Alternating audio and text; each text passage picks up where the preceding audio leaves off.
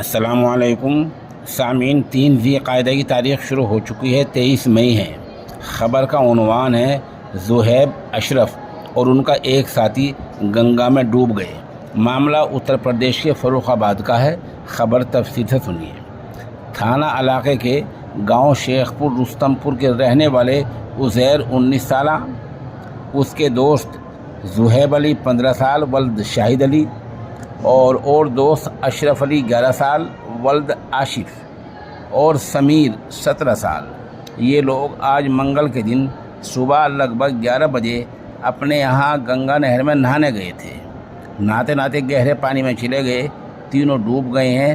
بتایا جاتا ہے کہ سمیر بچ گیا ہے، اس نے شور مچایا تو لوگ آئے، پھر غوطہ خور آئے، پولیس وہاں پہنچی اور تینوں کی لاشوں کو برآمد کر لیا گیا ہے۔ ان کے گھروں میں ماتم کا ماحول ہے۔ اس طرح گنگا نہر میں نہانے والے زہیب اشرف اور ان کا تیسرا ساتھی ڈوب گئے ہیں۔